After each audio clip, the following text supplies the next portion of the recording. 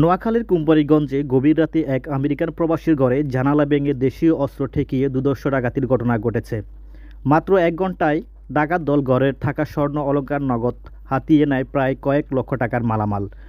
শনিবার রাত আনুমানিক ২টার সময় উপজেলার চরহাজারী ইউনিয়নের ৫ নং ওয়ার্ডস্থল সাবেক চেয়ারম্যান মৌলভী আলী আহমেদের বাড়িতে এই ঘটনা ঘটে। ঘটনার পর থেকে এখন পর্যন্ত স্বাভাবিক হতে পারেননি মৌলভী আলী আহমেদের বয়োবৃদ্ধ স্ত্রী মারজাহান বেগম। এ বিষয়ে জানতে চাইলে মৌলভী আলী আহমেদের নাতি আমেরিকান প্রবাসী তৌফিকুল ইসলাম তারেক মুঠোফোনে দেশ চ্যানেলকে জানান, বয়োবৃদ্ধ দাদু এবং কাজের মেয়ে ছাড়া বাড়িতে কেউ না থাকায় ডাকাত দল এই ঘটনা ঘটিয়েছে।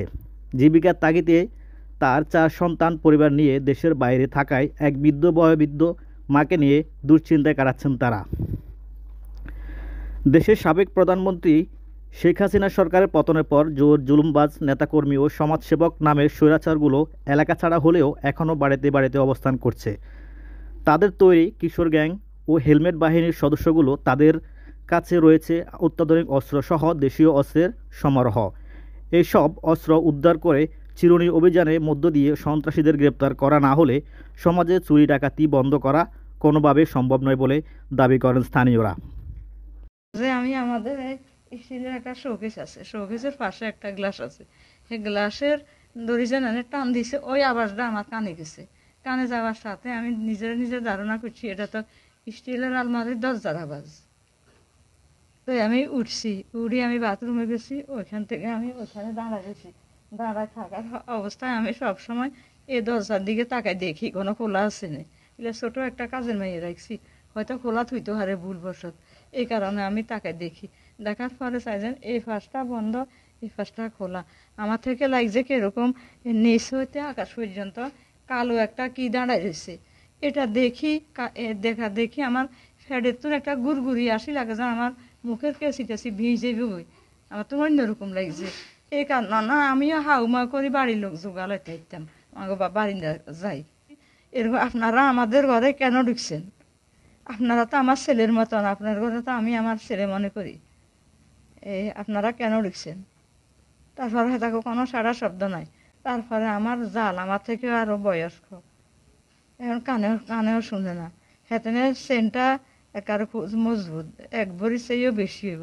সেন ধরে টান দিছে আর হেতেনে হাউ হাউ করি একটা হাউ মাউ করে শিকার দিছে আর আবার যায়, আবার বাকি অংশটা লই যাবার সাথে হেতেনে মুখ হেতেনে হাউ মাউ করে সিলেব দেয়, মুখের চাবি দিচ্ছে। গত রাত্রে 18 তারিখ রাত দিবাগত 17 তারিখ দিবাগত রাত্রিতে মরহুম আলী আহমদ চেয়ারম্যান সাহেবের বাড়িতে ডাকাত ঢুকেছে। সেখানে ডাকাত ঢুকে তাদের অনেক মালামাল ভাঙচুর করছে, অনেক অর্থ সম্পদ লুণ্ঠন করে নিয়ে গিয়েছে এবং তাদের পরিবারের সদস্যের উপরে নির্যাতন করেছে, তাদেরকে হয়রানি করেছে। আমাদের চরহাজারী ইউনিয়নে অত্যন্ত ঐতিহ্যবাহী একটা পরিবার হলো আলী আহমদ চেয়ারম্যান সাহেবের পরিবার। যে আমরা এই ব্যাপারে অত্যন্ত শোকাহত এবং অত্যন্ত মর্মাহত। আসলে আমাদেরকে যেভাবে পুলিশ বাহিনী এবং সেনাবাহিনী আমাদেরকে যেভাবে নিরাপত্তা দেওয়ার দরকার ছিল, কিন্তু এভাবে ওনারা নিরাপত্তা দেওয়ার ব্যবস্থা করছে না। এজন্য আমি আজকে এখান থেকে জোর প্রচেষ্টা চালাবো যেন সেনাবাহিনী আমাদের প্রত্যেকটি রোডে বাজারে টহল দেয় এবং মানুষকে আইন শৃঙ্খলা বজায় রাখার জন্য চেষ্টা করে। প্রশাসন যতক্ষণ পর্যন্ত মাঠে না আসবে তাহলে এই অরাজকতা আরও বাড়তি হয়ে থাকবে।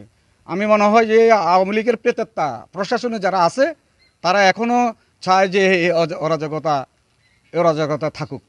তারাই চায় এটা, প্রশাসনে যারা আওয়ামী লীগের প্রেতাত্মা। নইলে আমরা সাধারণ মানুষ কেন ভোগান্তিতে থাকবো? প্রশাসনের কোনো সহযোগিতা এই মুহূর্তে হচ্ছে না। শুনছি যে সেনাবাহিনী এসছে, সেটাও দেখতে পাচ্ছি না।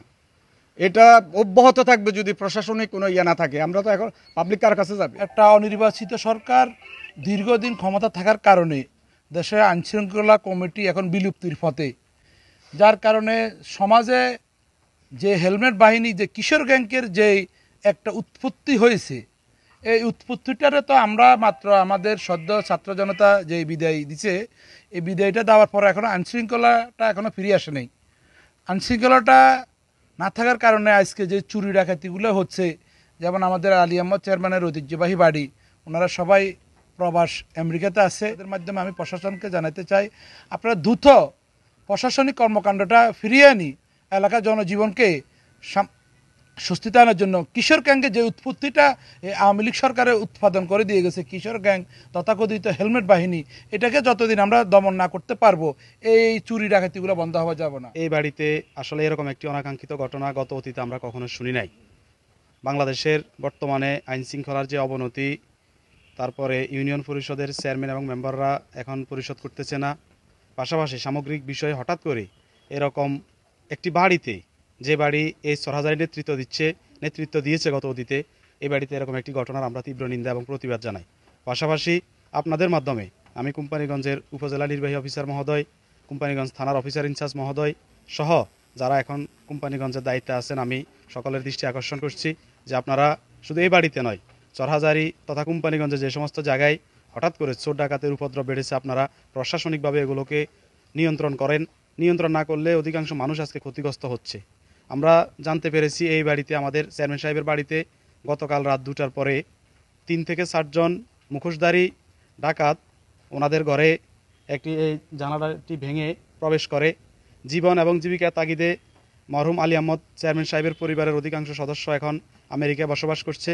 ওনাদের ঘরে 2 জন বয়োবৃদ্ধ মহিলা ছাড়া আর কেউ ছিল না। এই সুযোগে তারা এই ঘরে প্রবেশ করে নগদ টাকা এবং স্বর্ণালংকার নিয়ে যায়।